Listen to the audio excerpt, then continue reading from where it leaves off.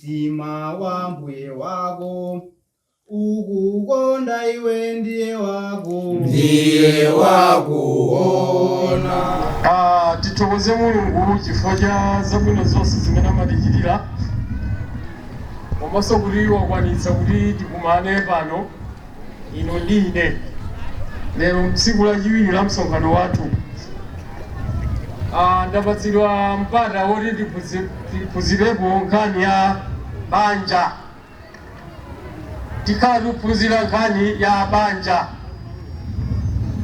Tikamaphunzira kuchokera m'Baibulo timaphunzira kuti Mulungu adapanga zinthu zitatu n'cholinga choti munthu ku dziko lapansi akhale wosangalala. Chinthu choyambira chimene Mulungu adakonza ndicho banja. Chachiwiri Mulungu adakonza boma. Chotsirizira mpingo.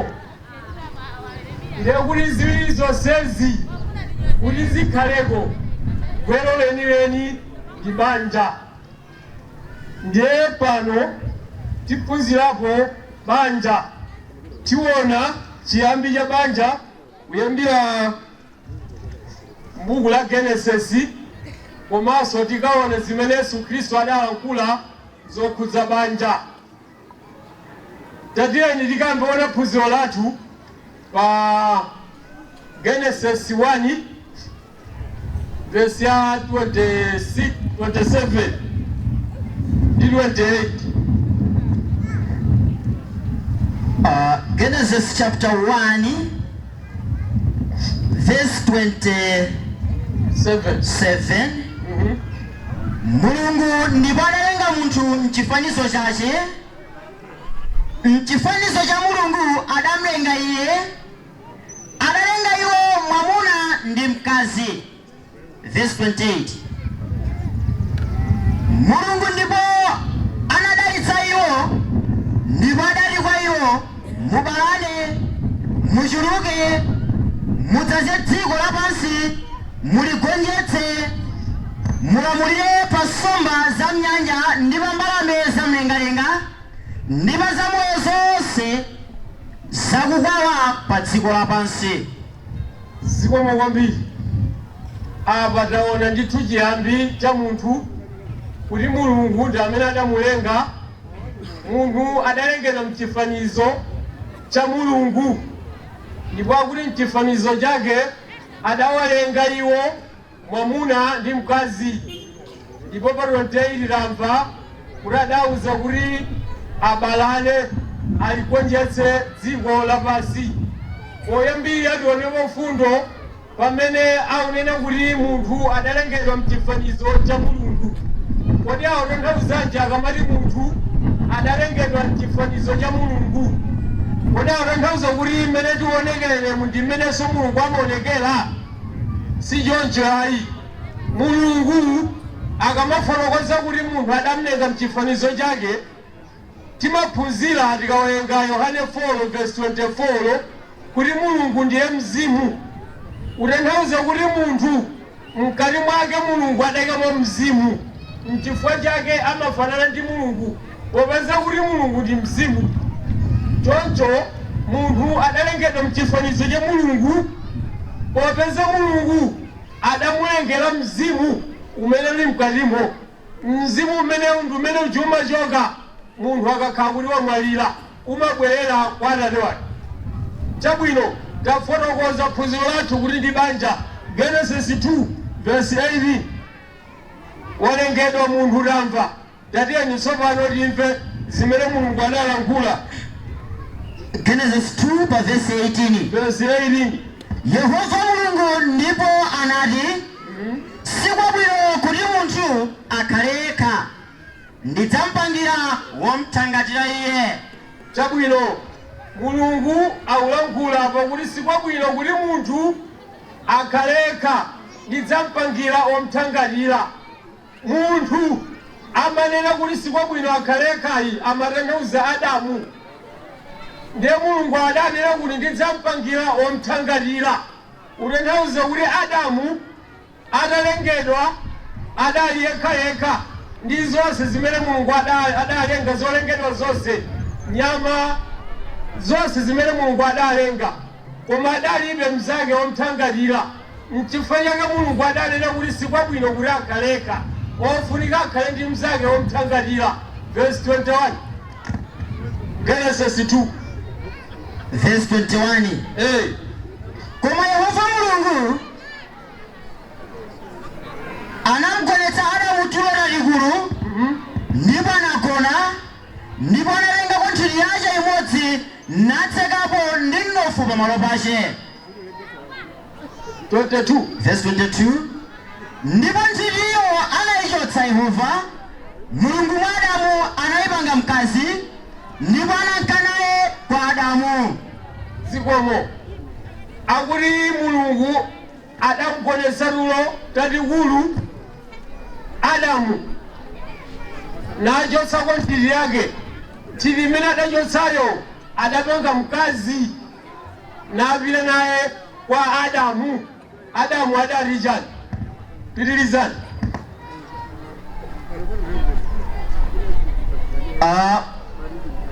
Mu verse yake 23. 23 ndipo anati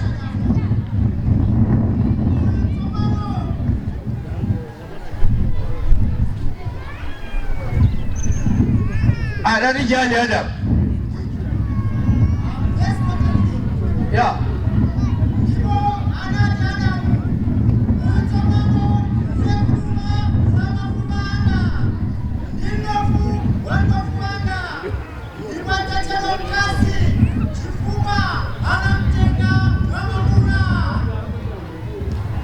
Chabwino Adamu Mulungu atabwera naye mkazi adanena kuti uyo ndiye fupa la mafupa anga ndi mnofu wa mnofu wanga ndipo adzatchedwa mkazi chifukwa anachoka mwa mwamuna.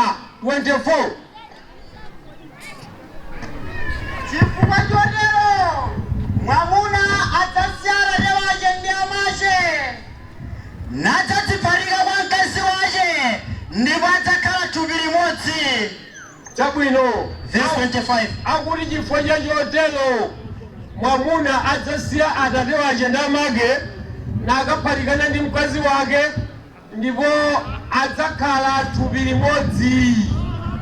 Apa tiona chitsanzo cha banja loyamba limene Mulungu adakhazikitsa.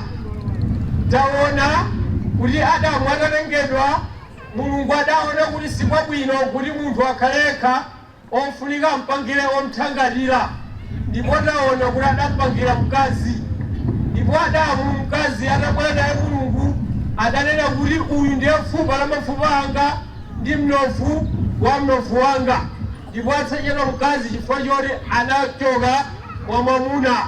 Akuti kotero mwamuna adzasiya atate wace ndi amake naphatikana ndi mkazi wake nakhala thupi limodzi. Chitsanzo cha banja mmene linali poyamba ndi mmenemo. Ndiye pali fundo zingapo zoti inu ndi ine tionepo pa chiyambi cha banja. Fundo yoyamba imene tikhoza kuphunzirapo tikuphunzira kuti Mulungu ndiye amene adalenga zonse zimene zili mdziko lapansi ngakhale kumwamba komanso Mulungu ndi amene adalenga banja. Mulungu ndi amene adalenga zonse zimene inu ndi ine tikuziona ngakhale sitikuziona komanso Mulungu ndiye mwini amene adakhazikitsa banja. Fundo yachiwiri imene tikhoza kuphunzirapo pamenepa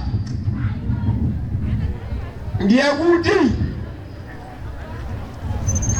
mkazi adalengedwa chifukwa cha mwamuna. Tinamva pajapa kuti sikwabwino kuti munthu akhalekha ndidzampangira omthangalira. Mulungu adalenga mkazi ncholinga choti akhale womthangalira wa mwamuna. Mkazi ndi wothangalira mwamuna. Fundo ina imene tikuona titaphunzira kuti Mulungu adalengera Adamu mkazi. Mulungu Adamu adamlengera mkazi. Zimene zotanthauza kuti Mulungu akamati banja amatanthauza mwamuna ndi mkazi ndiye banja. Osati zimene tiziona masiku ano akuti mwamuna ndi mwamuna, mkazi ndi mkazi. Pachiyambi sizidali choncho. Apa tiphunzira ndithu kuti Mulungu ataona kuti Adamu ali yekha adampangira mkazi, sadampangire mwamuna kuti azikhala naye, adampangira mkazi. Ndiye kuti Mulungu akamati banja amatanthauza mwamuna ndi mkazi. Kodi lumva naye? Ena amatinena alipoti ife tili ndi akazi ndifotsalira ofunika tipeza amuna anzathu ngati banja. Ayi, zimene zonse nzachilendo. Mulungu Adamu adamlengera mkazi, osati mwamuna mzake. Pomwepo tiphunziranso fundo ina pomwepo. Mulungu akamati banja amanena mkazi ndi mwamuna. Fundo yachinayi imeneyo. Mulungu banja amatanthauza mwamuna ndi mkazi, osati mwamuna ndi akazi. Ayi, apa tiona kuti Mulungu adamlengera mkazi. Kodi akati mkazi alipo atatu kapena anayi? Alipo anga mmodzi. Ndiye kuti chikonzero cha Mulungu nchoti mkazi mmodzi mwamuna mmodzi ndiye banja limenelo. Osati mwamuna mmodzi akazi awiri. Si chikonzero cha Mulungu ncha munthu chimene choti. Kapena mwamuna mmodzi akazi atatu. Ayi, si zimene Mulungu adapanga. Mulungu adapanga kuti mwamuna aliyense azikhala ndi mkazi mmodzi basi. Ngati tichitapo dongosolo lina loposa zimenezi, izo zichamanena m'bale wangapo kuti moyo osatha silikaupeza. Chifukwa chiwali tikubwetse dongosolo lathu limene Mulungu sadalipatse. Mulungu adampangira Adamu mkazi mmodzi, osati atatu kapena anayi. Komanso Mulungu akamati banja amanena mwamuna ndi mkazi, osati mwamuna mmamuna, mkazi ndi mkazi. Si banja. Chabwino, fundo yachisanu pa 24 yabwerezanso. Genesis 2 verse 24.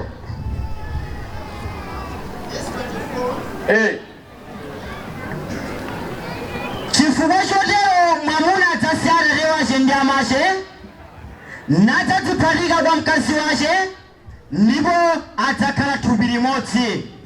Zikomo kwambiri. Akuti chifukwa chotero mwamuna adzasiya atate wace ndi amake naphatikana ndi mkazi wake, ndipo awiriwa adzakhala thupi limodzi. Masamu a Mulungu ndi amenewo. 1 plus 1 equals 1. Koma tisindziwa kuti akamati 1 plus 2 kaimakhala chani amene amakanda akazi awiri. 1 plus 2 amati chani ansa lake. Masamu a Mulungu ndi 1 plus 1 1. Mwamuna mmodzi mkazi mmodzi apanga thupi limodzi. Zimene zikutanthauza kuti mwamuna payekha sangapange thupi ayi. Chimodzimodzinso mkazinso payekha sangapange thupi. Koma kufunika awiriwa kuti aphatikane apange thupi limodzi. Chikonzero cha Mulungu nchotero. Komanso tione fundo ineyo kuti mwamunayo akakwatira mkazi wake asiye makolo wake. Ndiye dongosolo la Mulungu.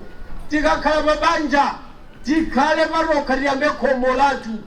Chikonzero cha Mulungu nchimene chocho, kuti pamene mwamuna wakwatira ndi mkazi wake asiye makolo awo. Osati sumakhalanso pamodzi ndi makolo. Ayi, asakhalenso pa ulamuliro wa makolo. Ayi, komanso akhale paokha. Ndiye dongosolo la Mulungu. Pamene akhala paokha chimachitika nchani? Aefeso 5 verse 22. Aefeso 5 verse 22. Aefeso chapter 5 verse 22. Yeah. Akazi inu mverani amuna anu inu eni monga kumvera Ambuye. Verse 23. Pakuti mwamuna ndiye mutu wa mkazi monga so Kristu ndiye mutu wa eklesia aliyeka mpulumutsi wa thupilo. Zikomo akazi inu mverani amuna anu ainu eni monga so eklesia amvera Kristu amene so aliyeka mpulumutsi wa thupilo. Ndiye kuti pambuyo poti mamuna wasiya amayi wake ndi abambo wake wakhala paokha, akuti mamuna m'banjamo ndi amene amakakhala mulu wa mkazi kapena kuti mulu wa thupi lija lapangidwa lija. Mamuna ndi mkazi thupi limodzi, mkazi ndi thupi, mamuna mulu kapena kuti mtsogoleri amene ali ndi udindo oyang'anira mkazi wa daily. Efeso 5:28. Kolonso amuna azikonda akazi awo ayiwo okha monga ngati matupi ayiwo okha. Wokonda mkazi wa yekha adzikonda yekha. Zikomo ife amuna kuti tikonde akazi athu aife tokha. Tikamakonda akazi athu ndiye kuti kuli chimodzimodzi tikonda thupi lathu. Akuti palibe munthu amene amadana thupi lake. Munthu amene akonda mkazi wake ndiye kuti achita chinthu chabwino, akukonda thupi lake. Ndiye kuti pamene mamuna akonda mkazi wake, mkazi amvere mamuna wake. Chabwino taonapo chiyambi cha banja. Mulungu adakhazikitsa banja, adakhazikitsa mamuna mmodzi mkazi mmodzi kupanga thupi limodzi. Adamu sadampangire mamuna mzake, adampangira mkazi. Utanthauza kuti Mulungu amatanthauza banja mwamuna ndi mkazi. Komanso Mulungu akati banja amanena munthu mmodzi osati kwina kwatatu kwina kumodzi. Ayi, chimene chocho sichikonzero cha Mulungu. Mulungu afuna pamene munthu wakwatira, mamuna akakwatira mkazi, asiye atate wake ndi amake, akaphatikane ndi mkazi wake, akakhale paokha. Ndipo mamuna ndiye mtsogoleri wa banja limenelo. Tiphunzire zimene Yesu adanena zokhudza banja. Tatiye tione ku Mateyu 19.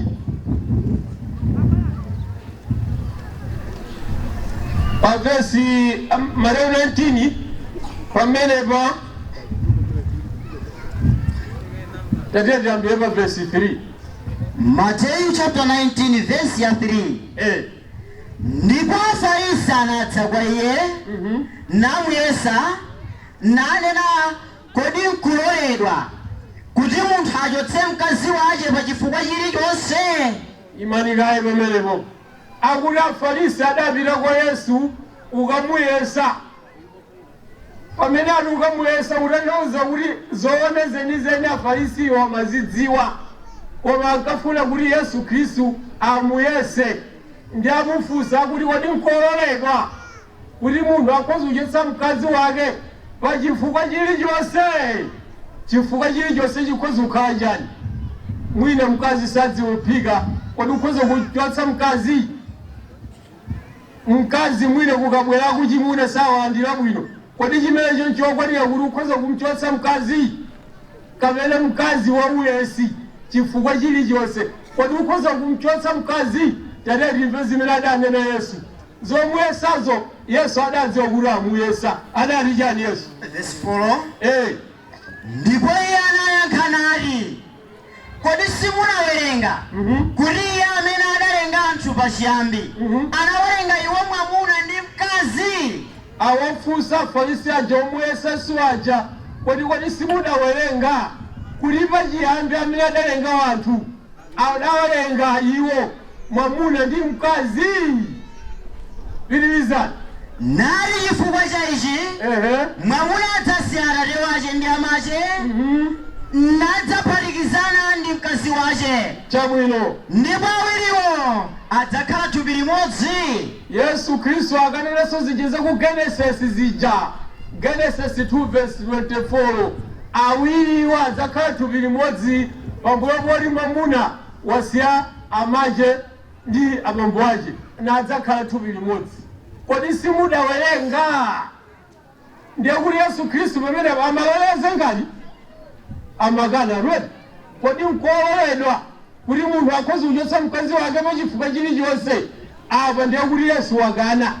Amene adalenga munthu pachiyambi Mulungu adawalenga iwowo mwamuna ndi mkazi. Utanthauza kuti sikufunikanso kuti munthu achotse mkazi wake pachifukwa chilichonse. Pitirizani. Chonera kuti sali awiri koma thupi limodzi. Chabwino. Chifukwa chakechi chimene Mulungu anachimanga pamodzi, munthu asachilekanitse. Zikomo. Akuti chifukwa cha ichi awiri wasaliso awiri koma thupi limodzi. Chifukwa cha ichi chimene Mulungu adachimanga pamodzi, munthu asachilekanitse. Wina wake adanena kapena kuti adalemba akuti lamulo la banja ndilophweka zedi, ngakhale mwana wamng'ono akhoza kumva. Nzoona koma akuti chimene Mulungu adachimanga pamodzi, munthu asachilekanitse. Munthu olekanisa akhoza kukhala ndani kodi? Likhoza kukhala inu, likhoza kukhala ine, akhoza kukhala yawo. Koma akuti chimene Mulungu wachimanga pamodzi, munthu asachilekanitse. Yesu Kristo atanthauza kuti munthu sakuyenera kuchotsa mkazi wake pachifukwa chilichonse. Atafunsidwa ndi Afarisi, wauza Afarisi kuti adi nkosaloledwa kuti munthu achotse mkazi wake pachifukwa chilichonse, ndiye wapereka chifukwa chake. Akuti chimene Mulungu adachimanga pamodzi, munthu asachilekanitse. Zimene tikuphunziraso apa utanthauza kuti banja amamanga ndani kodi? Banja amamanga ndani? Mulungu, osati munthu ayi. Ndiye munthu akamadetsa banja ndiye kuti amasula chimene Mulungu adamanga. Akuti chimene Mulungu adachimanga pamodzi, munthu asachilekanitse. Kaya mafumu kaya ndi okhoti amene aja amakhala anthu, akuti asachilekanitse chimene Mulungu adachimanga pamodzi. Tipitirize verse 7. Verse 7. Iwo ananena kwa iye, nanga chifukwa ninji Mose analamulira kupatsa kalata wachilekaniro ndi kumchotsa? Chabwino. Verse 8. Iye ananena kwa iwo, chifukwa cha kuuma mtima kwanu Mose anakulolezani kuchotsa akazi anu, koma pachiyambi sikunakhala chomwecho. Aulelo Yesu Kristu Afarisi aja afunsanso lina funso, akulira nchifukwa chani Mose ankaloleza kupereka kalata achilekaniro kumchotsa. Yesu akuyankha akuti chifukwa cha kuuma mtima kwanu Mose adakulolezani, koma pachiyambi sichidali choncho. Ndiye kuti Yesu afotokoza peza pa Genesis paja pachiyambi sizidali choncho, chifukwa choti Mulungu ndi amene adamanga pamodzi. Chimene Mulungu wachimanga pamodzi, munthu asachilekanitse. Akuti Afarisi adayoma mtima, amawumira mtima akazi wawo, ufikira mpaka amachitira nkhanza ncholinga choti achoke. Chifukwa chokuma mtima kwanu Mose adakulolani, koma pachiyambi sizinali choncho. Tapitirizani. 9. Verse 9. Ndipo ine ndinena kwa inu, amene aliyense akachotsa mkazi wake kosakhala chifukwa cha chigololo nadzakwatira wina, achita chigololo. Chabwino. Ndipo iye amene akwatira wochotsedwayo achita chigololo. Akutero Yesu pamene Yesu Kristu waonjezera unjara manadi. Saupheketsanso Yesu ayi. Akuti amene aliyense akachotsa mkazi wake kosakhala chifukwa cha chigololo achita chigololo, ndipo amene akakwatira wochotsedwayo achita chigololo. Yesu Khristu akuti amene aliyense. Yesu Khristu akamati aliyense atanthauza aliyensedi, satanthauza ife tokha mu mpingo, komanso ngakhale akunja. Wakunja akachotsa mkazi wake nakakwatira wina ali pa chigololo ameneyoyo. Onse alipo popeza ine ndali kunja ndiye basi sindinkadziwa ayi. Lamulo la Yesu likudza aliyense. Wakunja ngakhale wamkati yese wachotsa mkazi wake chifukwa cha chigololo, kosakhala chifukwa cha chigololo achita chigololo, ndipo amene akwatira wochotsedwayo achita chigololo. Timvani apa kuti yese akutanthauza munthu aliyense amene ali pa dziko lapansi, kaya ali ku America, kaya ali ku India, kaya ali ku China, kaya ali ku Malawi, kaya ali ku Brazil, koma akuti yese. Lamulo la Yesu likudza aliyense, ndipo ndese timadziwa kuti Yesu Khristu paja ndi amene adzaweruza m'dziko lotsiriza, ndi amene akaliweruze. Chimodzi chimene Yesu Khristu akaliweruze nacho ndi mawu amene wawo ya banja. Kodi banja lathu lili bwanji? Kodi lili monga mmene Mulungu adakhazikitsira pachiyambi, kuti mwamuna mmodzi mkazi mmodzi upanga thupi limodzi mpaka imfa? Akuti yese amene akachotsa mkazi wake kosakhala chifukwa cha chigololo ali pa chigololo, komanso amene akwatira wochotsedwayo achita chigololo. Tionekonso mfundo zingapo pa nkhani ya Yesu, pa zimene Yesu adalankhula zokhudza banja. Mfundo yoyamba tionenso Yesu Khristu avomereza ndi zija zapachiyambi kuti akamati banja ndi mwamuna ndi mkazi.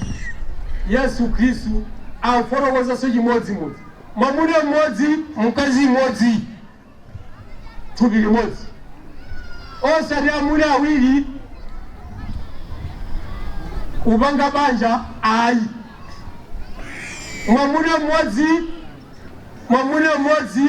umati banja limenelo si banja ayi, koma mwamuna mmodzi mkazi mmodzi ndiye banja limene Mulungu amalidziwa, limene Mulungu adakhazikitsa limene lolo, osati kusintha dongosolo limene Mulungu adakonza. Fundo yachiwiri akufotokozanso fundo yomwe ija kuti mwamuna adzasiya amache ndi abambo ake naphatikana ndi mkazi wake, ndipo awiriwa adzakhala thupi limodzi. Yesu Khristu amayembekezera kuti pamene takwatirana ndi amuna wathu tikakhale patokha, tikayambe khomo lathu, osati tikakhalenso pa khomo la makolo athu. Wafotokozanso chimodzimodzi Yesu Khristu pamenepo, ndiye kuti mwamuna ndi amene ayenera kusamalira zosowa zonse za mkazi wake. Yesu Khristu waphunzitsa kuti awiri adzakhala thupi limodzi. Akulimbikitsanso kuti banja ndi awiri, osati 1+2, ayi ndi 1+1 = 1. Dongosolo la Mulungu Yesu Khristu avomerezanso. Komanso pali fundo ina imene wafotokoza Mateyu 19:9, bwerezanso. Verse 9. Ndipo ine ndinena kwa inu, amene aliyense akachotsa mkazi wake kosakhala chifukwa cha chigololo nadzakwatira wina achita chigololo, ndipo iye amene akwatira wochotsedwayo achita chigololo. Chabwino apanso tikhoza kuona kuti pali fundo ina imene inu ndi ine tikhoza kuphunzirapo. Munthu akhoza kuchotsa mkazi wake pa chifukwa chimodzi chokha chimene wanena. Ngati mmodzi wachita chigololo kaya mkazi wachita chigololo, ndiye kuti mwamuna ali wololera kumchotsa mkaziyo. mwamuna akachita chigololo mkazi akhoza kukwatiranso chifukwa choti mwamuna wake mzake wachita chigololo. Yesu Khristu akutero amene akachotsa mkazi wake kosakhala chifukwa cha chigololo usonyeza kuti ngati wachita chigololo uli ndi ufulu omchotsa chifukwa choti wachita chigololo. Koma ngati sadachita chigololo kumchotsa chifukwa chilichonse, chifukwa choti sadziuphika, si chifukwa chokwanira, chifukwa choti amadwaladwala, ayi ndithu, chifukwa choti m'banjamo mulibe mwana, ayi, chimenecho chifukwa chilichonse ndiye kuti uli pa chigololo. Ngati lilipo amene lidachotsa akazi wathu chifukwa choti m'banja mudalibe mphatso ya mwana ndiye lidakapeza mphatso, tizindikira kuti lili pachani kodi? Longoso la Mulungu osalilaide tili pa chigololo, tidachotsa akazi wathu chifukwa chani? Akuti chimene Mulungu wachimanga pamodzi munthu asachilekanitse. Chabwino, taoneko mfundo zinayi, tioneko kodi ndani ali ndi ufulu wokwatira kapena kukwatiwa. Amene atha kukwatira kapena kukwatiwa, oyamba gulu loyamba ndi wonse amene asadachita chigololo. Iwowa amene sadachita chigololowa mwa malemba ali ndi ufulu oti akhoze kukwatira kapena kukwatiwa, koma mwa Ambuye kapena mwa malemba. Gulu lachitatu amene akhoze kukwatira ndi iwo amene mzawo adamwalira. Timaolenga Aroma 7 verse 2 ndi 3, amene mzawo adamwalira, sitiwelenga ayo, amene mzake adamwalira wotsalayo ali ndi ufulu wokwatira. Amene mzake adachita chigololo, uyu amene ali innocent wose chimwayi ali ndi ufulu wokwatira. Komanso iwo amene asanakwatiwepo chikhalire, ngati ali ndi zoyenera zonse akhoza kukwatira. Mwine nawo ndaba kuti zoyenera zonse mutanthauza chani? Ngati wafika pa msinkhu poti akhoza kukwatira, osati munthu poti asanakwatireko akakwatirepo ali zaka 10, ayi sakuyenera kuti akwatire, adakaliwa chichepere. Koma akakhala kuti wabwera ndithu pa msinkhu oti kukhala pa banja akhoza kupanga ziganizo zokhwima, ndiye kuti ali zoyenera zoti akwatire, akhoza kukwatira amene asanakwatirepo chikhalire. Kodi aliponso ena amene sayeni kukhala pa banja? Alipo ena amene adasokonezedwa kusola banja, amene sayeni kukhala pa banja. Ngati akukhala pa banja ali pa chigololo. Alipo nkutenga, alipo amene adasiya mkazi wawo kapena pafuna bali kozonera kuti chimo pa ukwati kapena kuti pa banja. Fundo yoyamba ndiye kuti kulenga mkazi wako. Munthu usiya mkazi wako amene Mulungu adakumangani pamodzi nkukakwatira wina kosakhala chifukwa cha chigololo, ndiye kuti iwe kumene uliliko uli kuchigololo, ofuna kubwereko. Udasiya mkazi wako kosakhala chifukwa cha chigololo, ofuna kubwerako kumeneko.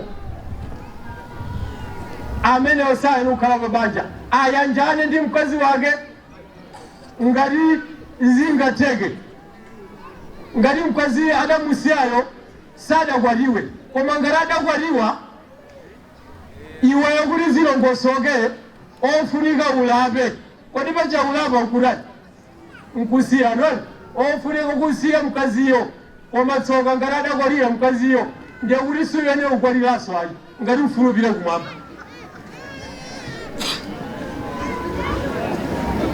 Zili kwa ife usanga upite kumwamba kapena ukhalabe pa banja limene Mulungu sakulirani, salivomereza. Amene adasokoneza daladala longoso la banja sayene kukhala pa banja amene yoyo. ajokeko kumene koko alape ngati mzako chora musiya uja adakalipa yekha akakukhululukira pambuyo poti walapa mukhozi kubwerera koma ngati angakane ndiye kuti wasiwene kukhala sopo chani pabanja chimwa lina pabanja milala tinawerenga kuti Mulungu adalenga mkazi mmodzi mwamuna mmodzi ndiyena amakatenga akazi awiri uphatikizapo uja wapangona uja ndiye uyuyo amamutcha mkazi wotani we mkazi wake amene adamangale banja amati mkazi wachani wa mkulu wani padongosola Mulungu pape mkazi wa mkulu wani izo zimene timakonza ifeyo mamunayo ngati adakatenga sowina mkazi uphatikizapo pa mkazi wake chimenecho mchigololo ofunika alape mamunayo aleke mkaziyo amene ali wamng'onoyo komanso uyuyu mkazi uyu ofunika achokepo pabanjapa chifukwa sali pabanjaso ali panjani kodi ali panjani abale ali pachigololo taphunzira Mulungu akamati banja ndi mkazi mmodzi mwamuna mmodzi osati mwamuna mmodzi akazi awiri chimenechi mchigololo si banja ndiye mkazi zake kuti ziyere ofunika achokeko kumilalaku akakhale paika ngati afuna kukhala opembedza koma ngati afuna kusangalatsa mamuna akhale kumene kuku koma adziwa kuti ulendo pita kumwamba palibe ndiye nali mafunsa tsono ngapoti paliwanayi anawo tsono ngati wasamala ndeka zikwa ife usankha kuti timvere Mulungu kapena timvere ndani timvere amuna wathu apapa mkazi ali pachigololo chifukwa choti mwamuna adakatenga wina mkazi kusemphana ndi dongosolo la Mulungu imene tiphunzira kuti ndi mwamuna mmodzi mkazi mmodzi zimene Mulungu adakonza zimene zozo pabanja osati pabanja pazikhala akazi awiri ayi tili nazo zitsanzo mchipangano chakale amene anthu adachitapo midala timawerenga za Abrahamu Davide komanso ngakhale Solomo koma ngakhale adachita zimene zizi akuti adakumana nawo mavuto ambiri utanthauza kuti ifenso tikakhala kuti tasempha dongosolo la Mulungu timakumana ndi zovuta zambiri Mulungu pokhazikitsa banja adafuna kuti mwamuna azikhala osangalala mchifukwa kankanena kuti sikwabwino kuti mwamuna akhaleka ndiye mwamuna akakhala ndi akazi awiri amasangalala amene mdamvako amene alimira mdamvako amasangalala ayi ndithu sipakhala mtendere mwamuna ndi amene amakhala kapolo amayendera mabodza mwamuna mnali kuti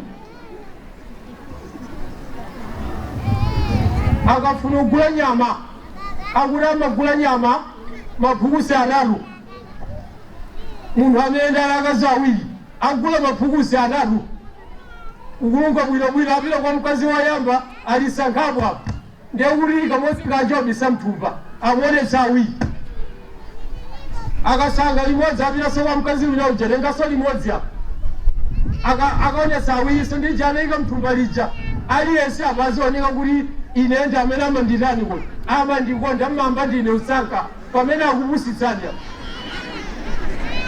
awo yendera bodza mwamuna kenaka uyu wasankha uyuso wasankha katsala kaphukusu kamodzi kaphukusu kamodzika akakasamoyo ake uko basi ineyo mkamakhala muone ngati kuti aliyense amatani kuti amamkonda kuposa winayo ayi ndithu ndiye kuti mwamuna adzichita ukapolo palibe amene adayendesa midala ndithu nayende mwamtendere chifukwa nchani chifukwa choti si dongosolo la Mulungu Mulungu adafuna munthu azikhala osangalala m'banja mwakemo nchifukwa adampangira mkazi mmodzi osati akazi atatu akazi folo yoweka ayi akazi 7 ukamba pamande mpaka pamandeso uyendera akazi si dongosolo lake la Mulungu limenelo, dongosolo lathu limenelo. Chabwino milala siyololedwa pamaso pa Mulungu, komanso chifukwa china chimene chimachitika ife tikatsata dongosolo la Mulungu timakhala kuti tumusangalatsa Mulungu, chifukwa choti Mulunguyo ndi amene adakonza dongosolo limenelo. Tikakhala mabanja potsata dongosolo limene Mulungu adakonza la mkazi mmodzi mwamuna mmodzi malire imfa, Mulungu amakhala osangalala nafe chifukwa dongosolo limenelo limene iye adakonza.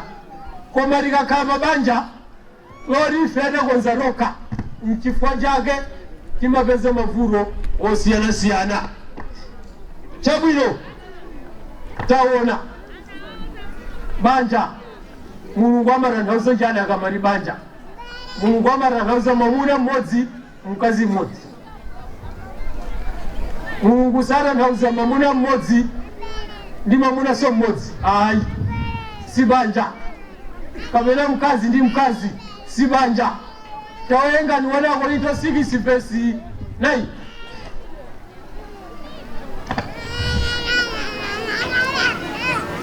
Korinto 6 verse 9 mweleza verse 11.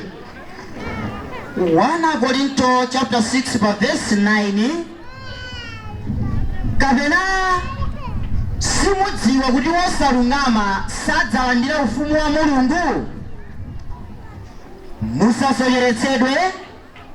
Adama kapena wopembedza mafano, kapena chigololo, kapena wolobodoka ndi zoyipa, kapena kudzipsa ndi amuna, kapena ambala, kapena osirira, kapena oledzera, kapena olalatira, kapena olanda sadzalowa ufumu wa Mulungu. Verse 11. Ndipo ena inu munali otere, koma munasambitsidwa, koma munayeretsedwa, koma munayesedwa olungama m'dzina la Ambuye Yesu Khristu ndi mwa Mzimu wa Mulungu wathu. Zikomo kwambiri. M'bale wathu amene anali pano amatiphunzitsa za mwambo mu mpingo, amatiphunzitsa kuti chowatulutsa mtanda pang'ono chimatulutsa mtanda wonse. Utanthauza kuti mu mpingo ngati muli tchimo la chigololo, mpingo atsogoleri kapena eno ukhazikitsa mwambo angolekerera akuti anthu akunja akamaona mpingowo amati mpingo mmene ngochani wachigololo. Nde apa akuti tisasocheretsedwe. Adama achigololo olobodoka ndi zoyipa wonse sadzalowa mu ufumu wa Mulungu. Ndiye kumapeto koma verse 11 akuti inu kale munali otere, koma munasambitsidwa, koma munayeretsedwa, koma munalungamitsidwa. Paulo amalembera kalata imeneyi kwa Korinto kuti linaphunzira za chigololo mu mpingo, kuti munthu ankagonana ndi amayi wake opeza. Nde anthu amenewa pambuyo poti alapa mpamene tsopano alemba kalata imene Paulo akuti ambiri a inu munali otere, koma munayeretsedwa, munasambitsidwa, munalungamitsidwa. Utanthauza kuti ifeyo ngakhalira kapa tchimo limenelolo nzotheka ndithu kupita kumwamba, koma pokhapokhalira nani kuti pokhapokhalira lapa titalapa ndithu ndiye kuti ulendo kumwamba ulipo. Ngati linali pabanja limenelo sinali lofana ndi dongosolo la Mulungu, wofunika nkulapa, kulapa pachankurani nkutembenuka, kusintha kaganizidwe, kusintha ntchito zathu zimene timachita. Ndiye munthu amene anali ndi mkazi amene si wake pamalemba kuti alape, ndiye kuti ofunika musiye mkaziyo abwerera ndithu pachiyambi monga mmene Mulungu adakonzera. Ngati mkazi wapachiyambiyo palibe, ndiye kuti khalani pamphala osakwatira ngati ule ndikopita kumwamba. koma ngati liona kuti nzovula ndiye kuti pamene paso zalivulani dongosolo la mulungu pa banja limene lolo ngati lidali pa milala ofunika tichokeko ku milalako si dongosolo lomwe mulungu adakonza la milala anzathu adakhalapo pa milala koma mulungu sadasangalale nazo chifukwa si zimene mulunguyo adakonza. Yesu Khristu watiphunzitsa kuti yese wosiya mkazi wake kosakhala chifukwa cha chigololo nakwatira wina ali pa chigololo achita chigololo. Dziko lapansi mwina sili tichula ifeyo kuti tili pa chigololo limanena kuti lili pa chani tili pa banja koma mulungu adziwa kuti lili pa chigololo chifukwa dongosolo limene adakonza la banja si limene inu ndi ine tikutsata. Ngati tatero tikonze tilape titembenuke mtima. Yesu Khristu amapereka lamulo limene lili kwa wonse amene ali kunja komanso ngakhale ali mkati. M'bale kubwalo anafotokoza ndithu kuti akhristu ambiri timangosangalala ndi chiwerengero chachikulu cha mpingo siri ndiponso awiri akagona limodzi afunditsana amarendetsana. Awiri akagona limodzi amatani kuti bwanji mmene kwaziliradzana mdzulo amene ogona yekha bwa akuti awiri akagona pamodzi amarendetsana. Dongosolo la mulungu olenga oseridi adafuna kuti munthu asakhale yekha akhale ndi mnzake azire ndi naye kodi azirendetsana naye.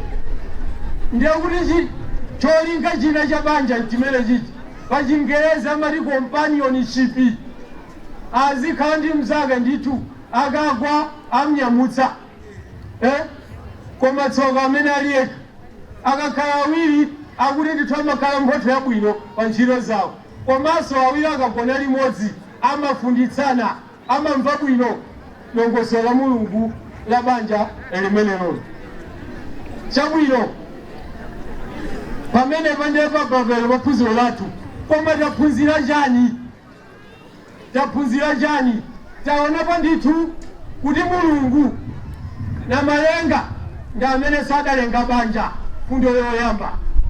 Fundo yachiwiri munthu adamnengera mkazi sadamnengere mamuna mzake banja mulungu amanena mamuna ndi mkazi. Fundo yachitatu banja mulungu amatanthauza mmodzi mkazi mmodzi mamuna mmodzi upanga thupi limodzi. Fundo ina tinanena kuti mulungu amafuna kuti pamene mamuna wakwatira alekane ndi makolo ake akakhale pawokha ndipo awiriwo akuti amapanga thupi limodzi.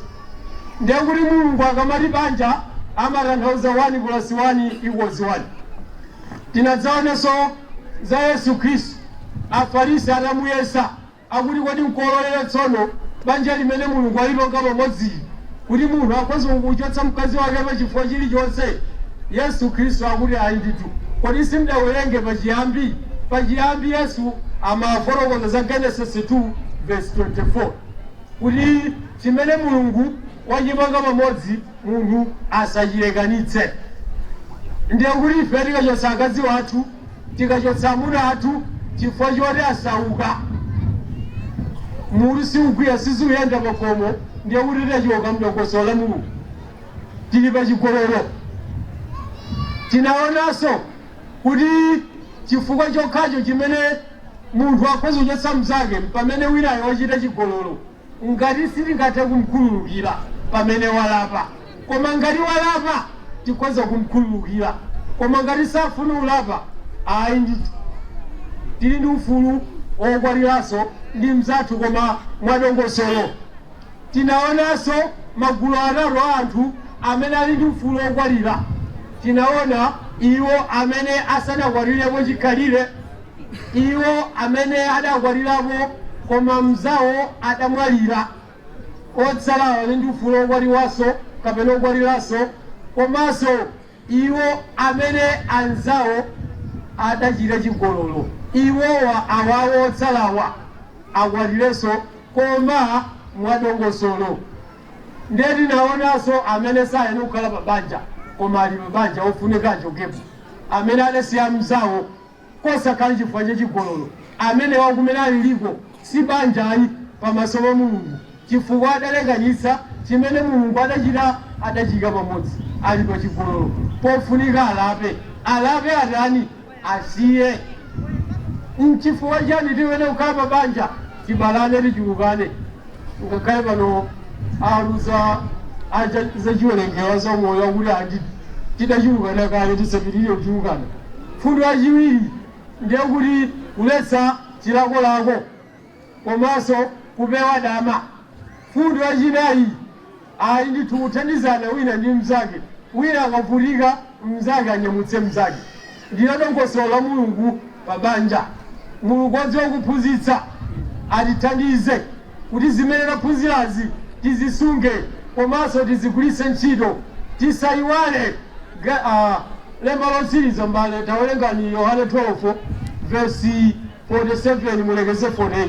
Lemba lotsiriza limenelo tisayiwale ndithu kuti kutsogoloku kubwera chinthu china chachikulu ndicho chiweruzo. Yese wa ife akaweruzidwa koma sitikaweruzidwa ndi monga mmene timaganizira kamene mmene timakondera, koma Yesu Khristu akatiweruza ndi chani? Yawerengani Yohane 12 verse 47 komanso verse 48.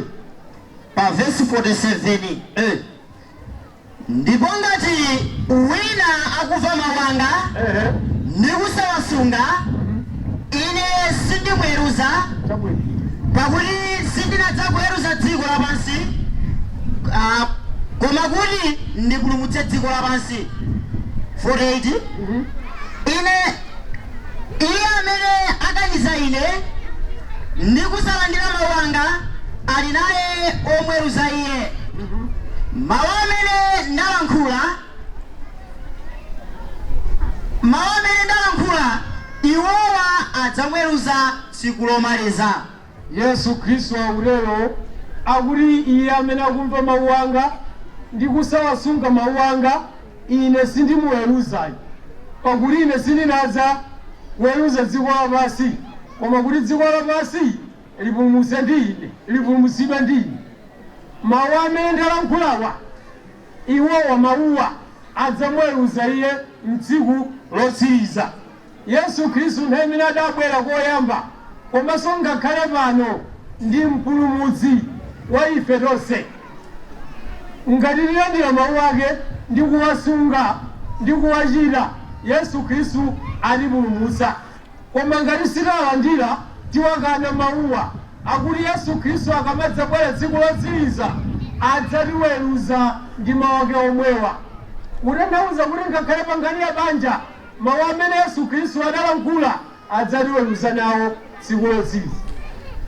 Kodi ife tsiku lotsiriza tikalimba banja lathu lili monga mmene Yesu Khristu adalankhulira pa za banja?